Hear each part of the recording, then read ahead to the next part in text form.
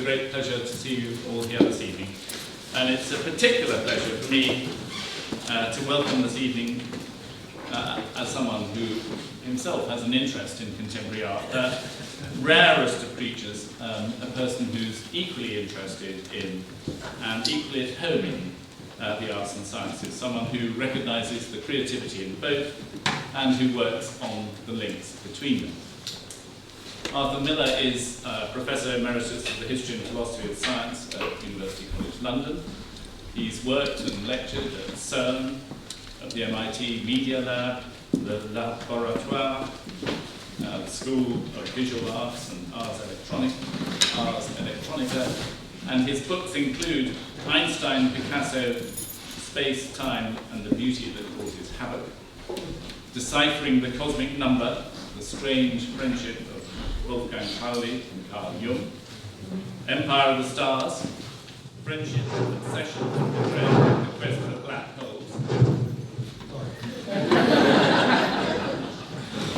137, I think that's the number. 137, Jung, Pauli, and the Pursuit of Scientific Obsession. Colliding Worlds, How Cutting-Edge Science is Redefining Contemporary Art. And it's that last subject, Colliding Worlds, on which he's going to lecture this evening. Thank you.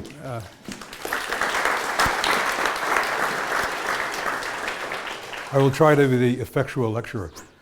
It's a great pleasure to be here, and the theme of my lecture will be how art, science, and technology are fusing in the 21st century. Now, for Leonardo, there was no distinction between art, science, and technology, and nowadays a new generation of artists is making the same discovery. Influenced by the forces shaping the modern world, science, technology, computers, and algorithms, they're at the forefront of a new art movement that has every right to call itself the avant-garde, producing, as it does, works that differ radically from anything that has gone before. And in it, such concepts as aesthetics are being redefined, as is art itself.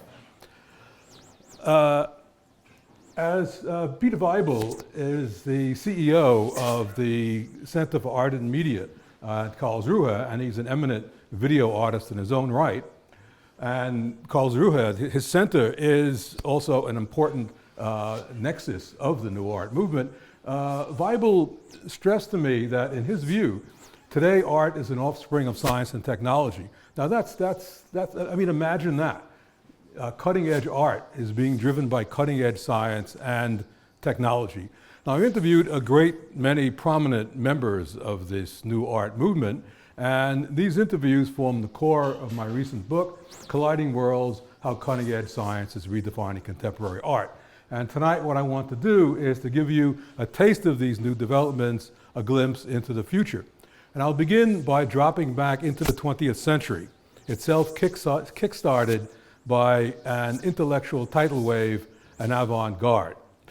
In the early 20th century, highly creative artists were influenced by contemporaneous developments in technology, by photography and cinematography, in science, X-rays, and in mathematics, research into four-dimensional spaces where the fourth dimension was a space dimension. I mean artists like Picasso, who created Cubism. The evidence for the critical contributions of contemporaneous art, science, and technology are everywhere evident in Picasso's 1907 breakthrough painting, Les Demoiselles d'Avignon, which contains the seeds of Cubism. Picasso was able to push this through by creating a new aesthetic, the aesthetic of reducing form to geometry. While scientists like Einstein concerned themselves with questions of beauty, in the very first sentence of Einstein's 1905 relativity paper, he makes it clear that he has no qualms with the equations of the physics of 1905, but rather with their interpretation that leads to asymmetries that do not appear to be inherent in the phenomenon.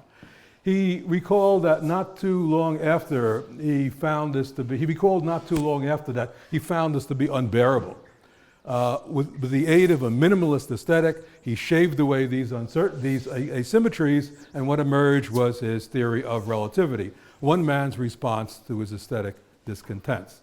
So at this time, artists were beginning to think like scientists and scientists like artists. Some artists began to push beyond cubism using science as a springboard, but it was not until the second half of the 20th century that artists began to collaborate with scientists. And I call this movement artsci. And I've even pinpointed where it began. It began in the vicinity of East 10th Street and 4th Avenue on the east side, the Lower East Side. This was Montmartre come to New York. It was the haunt of Robert Rauschenberg, Robert Motherwell, Andy Warhol, Jean Tinguely, and John Cage. Electronics had recently become available. This was in 1960, but artists didn't know how to use it. Luckily, the missing ingredient to complete the critical mass was there, namely Billy Kluver. Kluver's day job was as a scientist at Bell Labs in Murray Hill, New Jersey. This was the American Telegraph and Telephone Company's premier innovative research establishment. Kluver was no ordinary scientist, moving as he did between the worlds of art and science. And indeed, along with colleagues, he was already busy adapting electronics for use in performance. And Kluver collaborated with all of the artists that I've mentioned. In 1960, he teamed up with Jean Tinguely to build an installation they called Homage to New York. This weird contraption was made up of lots of smaller engines set to preset to self-destruct at various preset times. And Kluver was in charge of the timers. In their show at the Museum of Modern Art, put on in their sculptor garden, the machine sputtered, smoked, and sparked as it moved along with an accompanying soundtrack on its way to complete self-destruction. It was supposed to fall into the pond in the sculptor garden, except it never made it that far. Everything went wrong, and the fire department had to be called. The posh crowd loved it. In 1965, Kluver teamed up with John Cage and Merce Cunningham in a dance program called Variations 5. Here, dancers triggered pre-recorded music when they passed near antennas or passed in front of photoelectric cells. This was all high tech. In 1966, Kluver decided it was time for a large-scale collaboration. And here he is discussing with Robert Rauschenberg, his Kluver, in Rauschenberg's atelier. And I just love this recollection by one of Kluver's scientific colleagues. When I heard we were going to Rauschenberg's, I thought it was a Jewish delicatessen. That's how much I knew about art. Well, things have improved somewhat among scientists, but not as much as you would think. And Kluver brought 30 scientists down from Bell Labs to the Lower East Side. They collaborated with 10 or so artists, and the upshot was 10 weeks theater and engineering, a show that went on for a week in October of 1966 at the 69th Regiment Armory in New York City. And it got rave reviews. Kluver recalled that the inspiration was Rauschenberg, but Cage was the star.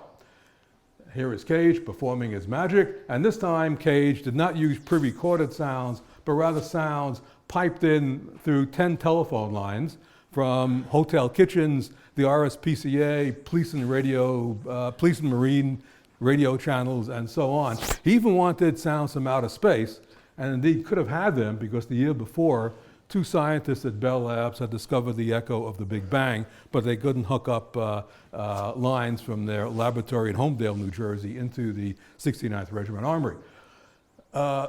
People were invited down from the stands to watch Cage perform.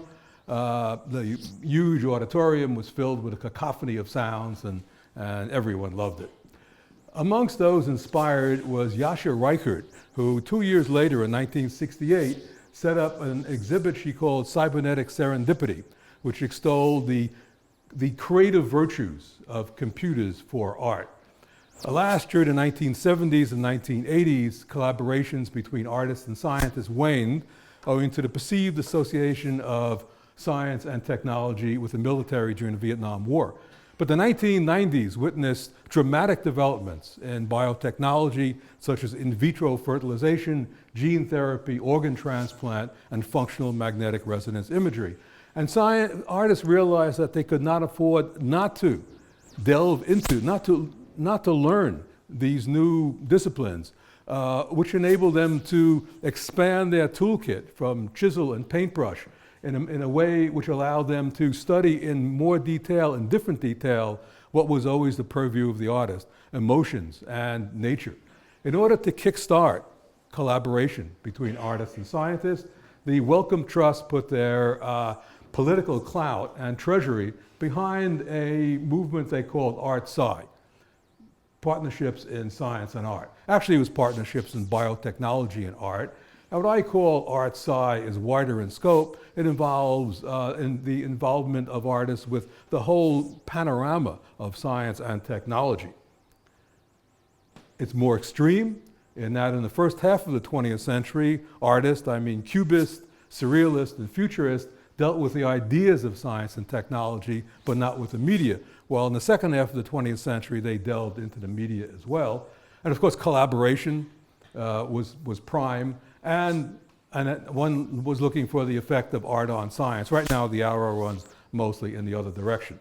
And now I'm going to give you some examples of artsci.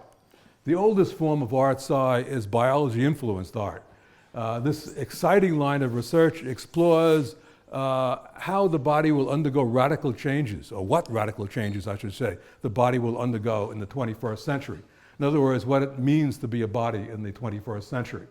For example, the performance artist Stellar has a left ear embedded in his left arm. This is not a left ear like on your head, but rather it's stellar stem cells woven into a biodegradable polymer frame embedded in his arm, and it continues to grow.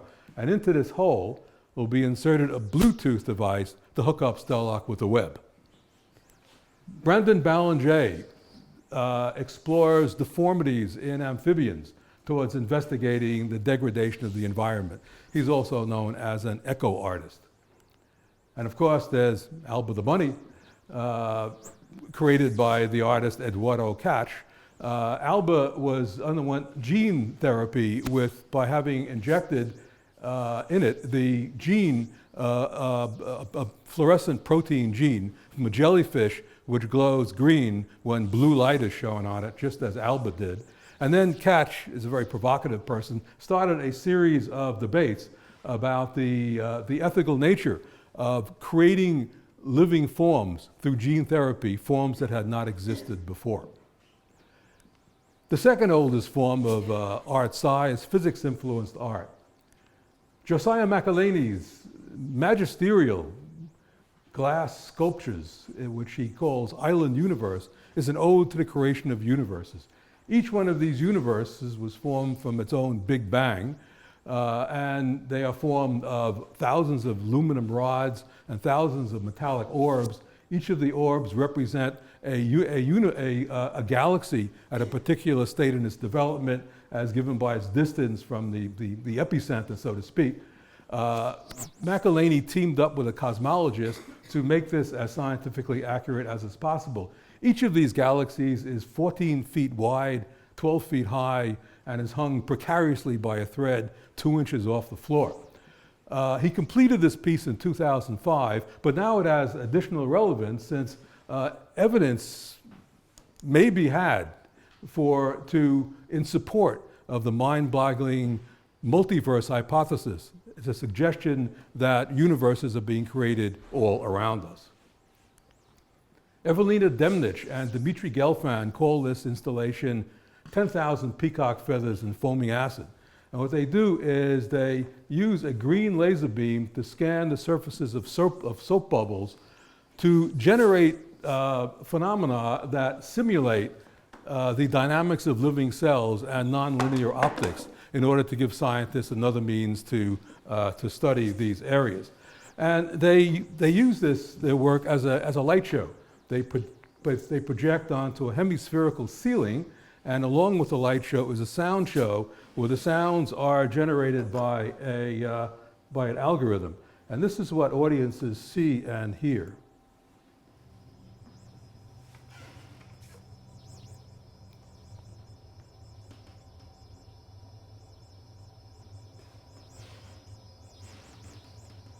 By the way, you saw people lying down on the floor, and the best way to watch this show is on your back, and the effects are almost hallucinatory.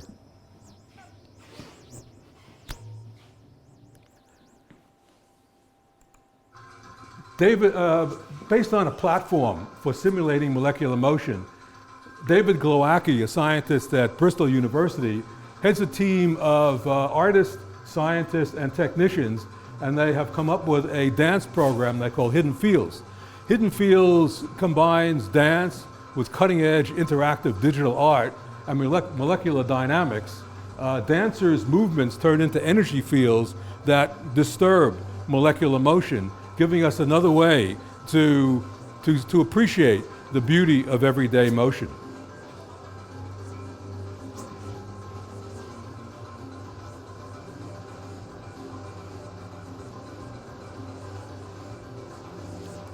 But Hidden Fields is more than this, because the super fast algorithms cooked up for a dance program have important scientific relevance.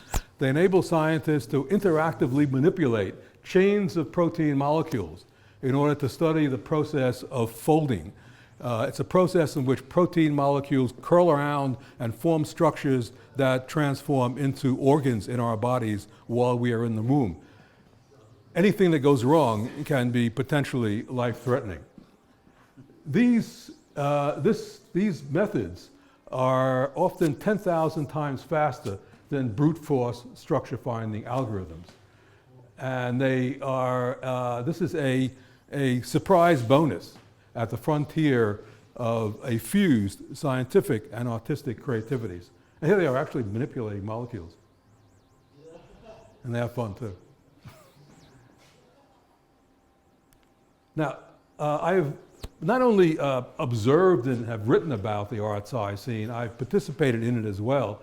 During 2010 to 2011, I collaborated with the Peruvian artist Fiorella Lavado, and we called Fiorella weaves with ultra-thin wire, and we called our project Weaving the Universe from Atoms to Stars.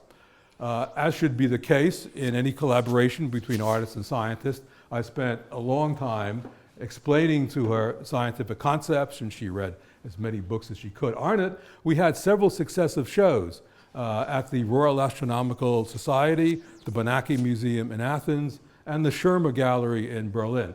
And one of the topics we discussed in great detail is the mind-boggling phenomenon from quantum physics called the wave-particle duality. In it, an electron can be simultaneously a wave and a particle.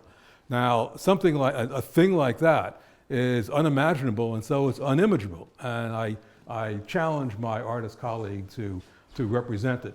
This image is from our exhibit at the Schirmer Gallery, and what my artist colleague did was to set up an installation made up of many ultra-thin wires hanging from the ceiling, which she wove intermittently with localized things as well as fuzzy objects.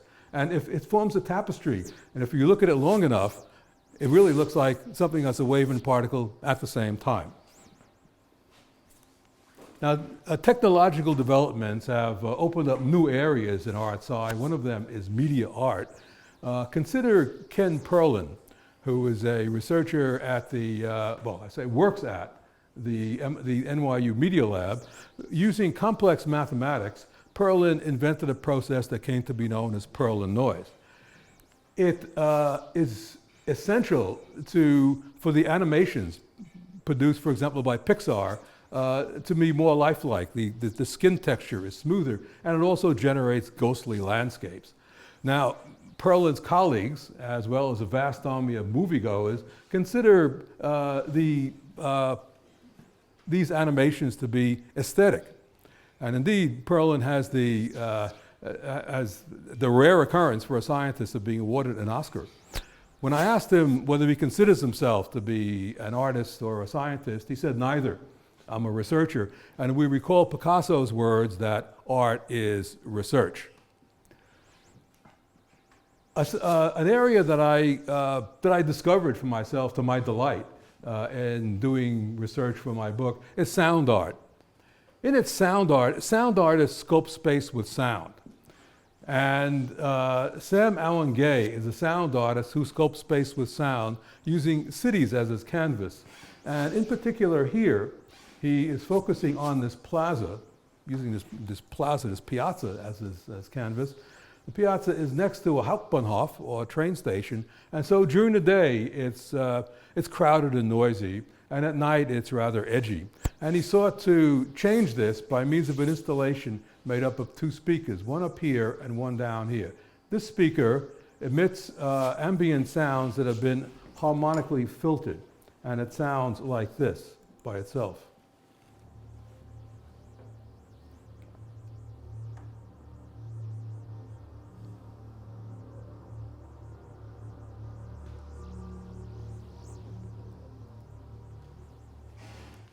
And this speaker up here emits sounds that have been harvested from the River Rhine, which runs underneath this plaza, by means of a water harp.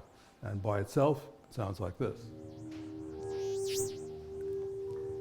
This stick, which is the water harp, has two wires attached to it, and it's plucked, so to speak, by the River Rhine running by it, and the vibrations are then recorded in a receiver. The sum total, or a superposition, of these two sounds is a very calming ambient sound that encourages people to sit and think, and sit in the plaza and think, or talk with a friend. Allen Gay has set up several installations of this sort around Bonn, and indeed there is sound tourism in the city.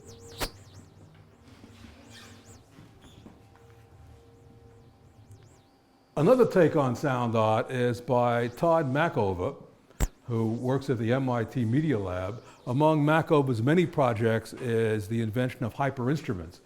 This photo was taken in 1991 and shows Mackover playing the first of his hyperinstruments, the hypercello. Hyperinstruments produce a sound that go beyond the customary sound of an instrument. Mackover came up with the idea for hypercello after listening to the Beatles' Sgt. Pepper's Lonely Hearts Club Band. And of course, we all became enamored, beguiled by the sounds. But he realized that such sounds at that time could be produced only in a complex recording studio. And he dreamt of inventing a means to produce such out-of-the-way sounds anywhere. And so he came up with the hypercello. Now he put the hyper in the cello by means of attaching sensors to his fingers, his wrist, his bow, the fingerboard, and all of these data are fed into a computer, and out comes the sound of the hypercello. The hypercello had its debut at the Tanglewood Music Festival in 1991, and it was played by the virtuoso Yo-Yo Ma, who played a composition especially written by Mackover. A New York Times music critic on hand waxed ecstatic over the performance and the score. He wrote of it as extroverted eclecticism, severe self-examination, indeed.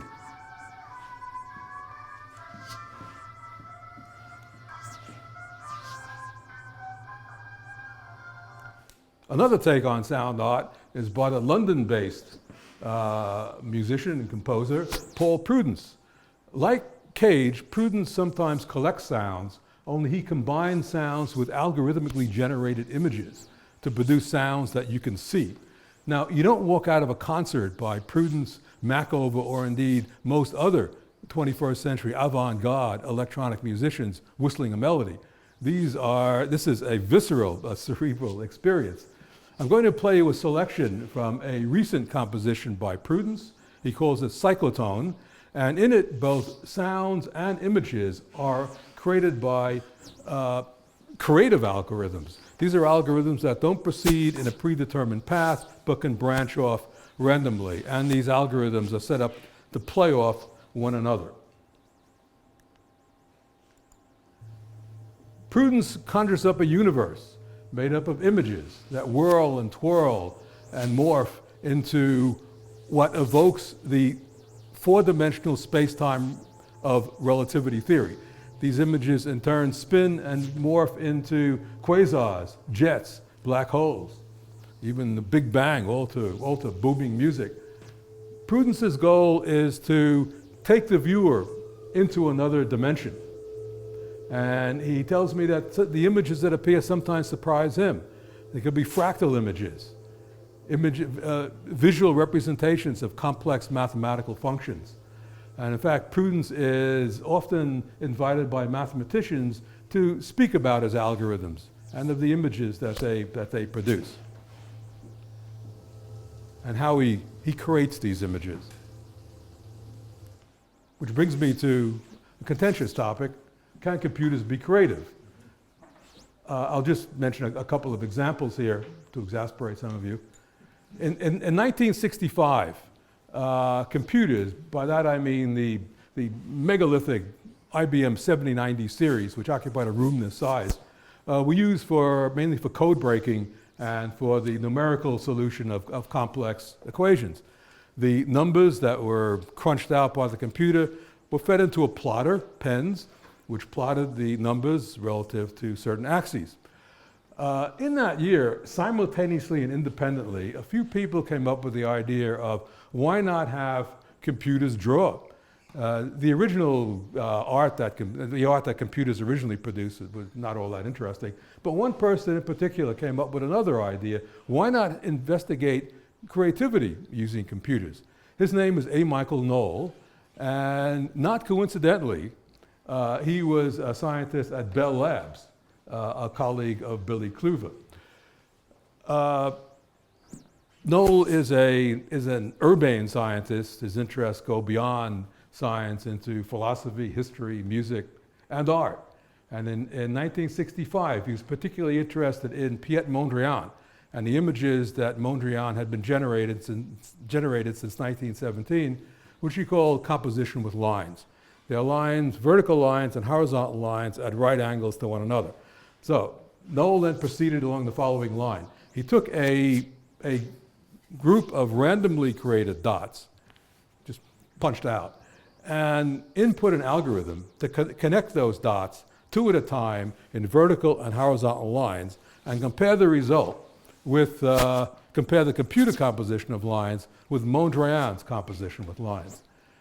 And then Knoll took a sample of 100 people from Bell Labs, made up of scientists, technicians, administrators, and asked them which one is the computer composition with lines. So let me ask you, is it this one or is it that one? That one. Is it this one? How many vote for this one? Oh, hold up your hands. Okay, how many for that one? Oh, interesting. It's this one. Only 29% got it right. But then he asked a more interesting question. Now that you know which is the correct Mondrian, which one do you prefer? 58% prefer the computer composition with lines because they said it looked more random, and they associated randomness with creativity. Now, over the decades, computers have become more sophisticated, and so have algorithms. And now algorithms can be written which generate music, which is difficult to differentiate from music written by human beings. David Cope is a computer scientist and musician in California who has written algorithms that produce music that is difficult to differentiate from music written by Johann Sebastian Bach. Now I'm going to play you two pieces. Can you tell me which one was written by Bach? The other one is by Cope's algorithm. Okay, here's the first one.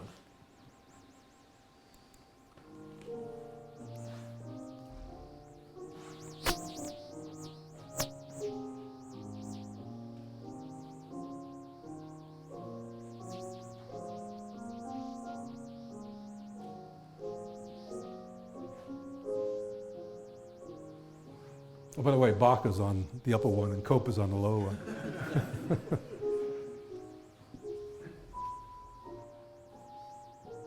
Okay, here's the second one.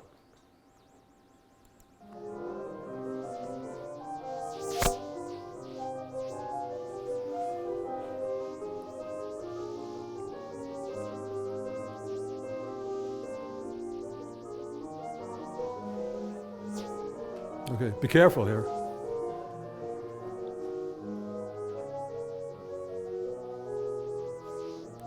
Okay, how many vote for the second one? How many vote for the first one? Oh, split. Okay, it was the first one. And to me, what that split conjures up is, might it have been that Cope's algorithm tapped into the mind of Johann Sebastian Bach? I'm interested in the minds of an Einstein and a Bach. Those of you who have read Einstein's original papers cannot have failed to have been awed by the depth and breadth of the results that emerge from, in quote, simple reasoning. And similarly, for the sublime melodies that emerge from Bach's clean lines of composition. And this is, I think, best seen from Bach's keyboard works. Those of you who have played the piano must have had the experience that you sit down, you put your fingers down, you play a chord, and what results just stops you dead. It stops me dead anyway. As Einstein wrote of Mozart, it's as if he plucked his melodies out of the air. And as the 17th century astronomer Johannes Kepler wrote of those who have a sympathetic ear for nature, who hear the harmony of the spheres. I'm a Platonist, I believe in all that. And playfully, you can push that one step further. You can say that, well, if these people touch the cosmos, they touch the universe, the fabric of the universe is numbers. Computers work with numbers, zeros and ones, so it's not so far-fetched to think of computers as creative. This is a screensaver. It's a famous one. It's called Electric Sheep, and it was created by the pioneering computer scientist and artist Scott Draves, and it keeps on evolving.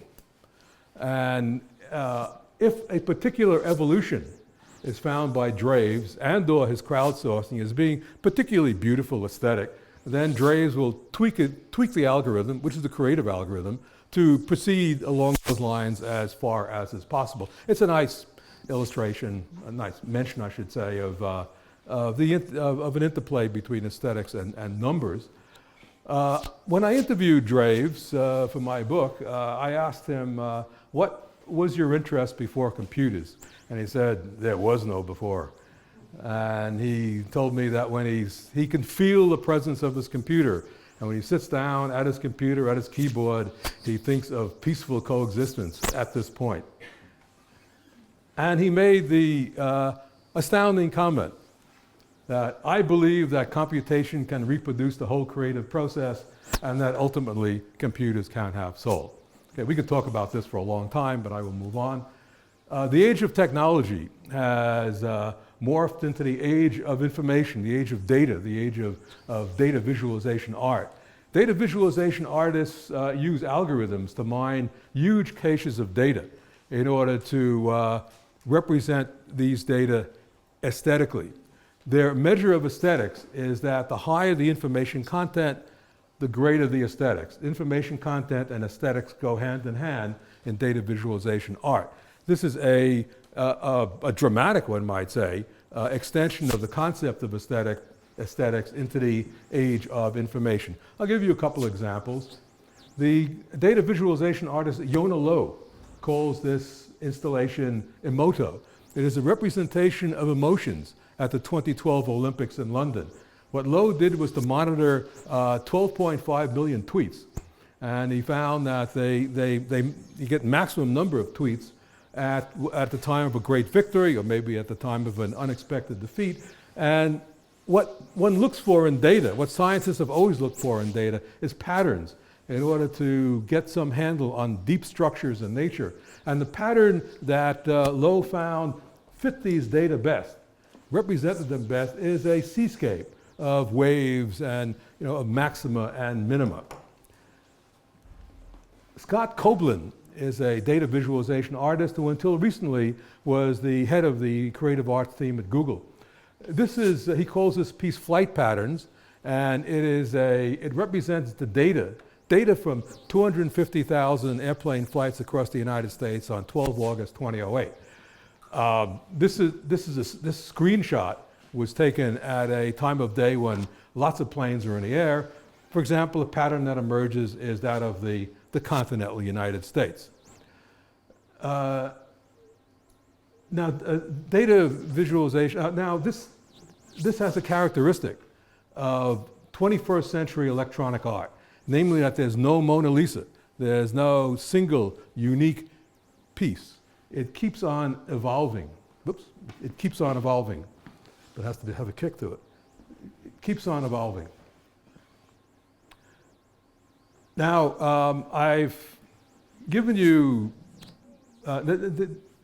seeking patterns, seeking an aesthetic way to represent data has always been the quest of data visualization artists, even before they were called that, even before digital machines. A nice example, I think, is the London tube map, which was the first of its sort, drawn up in 1931 by a technical artist named Harry Beck. Previous to Beck's time, the London tube map was drawn from above ground. And so train stations clumped in central London and then were ungainly far apart as you proceeded out of London. Beck's big idea was to stay below ground. And in that way, he could pretty much, equally space train stations. And he also restricted himself to three sorts of lines: a horizontal line, a vertical line, and a line of 45 degrees to the horizontal. The same sort of lines that are used in electrical circuit diagrams, of which Beck was an expert at. And now I've given you several examples of the case where in data visualization art, high information content goes hand in hand with high aesthetics. Let me give you one which has low information content and low aesthetics. This is the infamous 2012 PowerPoint drawn up by the coalition in Afghanistan in 2012 to indicate how well they were doing. As the general in charge, Stanley McChrystal, put it, once we will have understood this PowerPoint, we will have won the war. Now, how do the products of artsci rate in the establishment art world? Well, not very high at all. As the establishment art world generally rejects its products as violating its sacred canons. Amongst them are commodifiability, that is to say sellability and uniqueness. And one is reminded here of the situation in 19th century Paris, where in 1863, a group of artists, among them Renoir, Whistler, Monet, and Manet, were refused entry into establishment salons. Monet's Le Déjeuner sur l'herbe was considered as vulgar, a naked woman having a picnic with two clothed men. And so they opened up their own salon, the Salon des Refusés, the Salon of the Refused. Some years later, a group of artists, among them Gauguin, Toulouse-Lautrec, Pissarro, Cézanne, and Seurat, was similarly refused entry. Seurat's The Bather was considered as funny-looking, monstrous, and they opened up their own salon, the Salon des Artistes Indépendants, Salon of the Independent Artists. In 1907, critics trashed Picasso's Les Demoiselles d'Avignon as a nightmare, and yet another big daub by Picasso.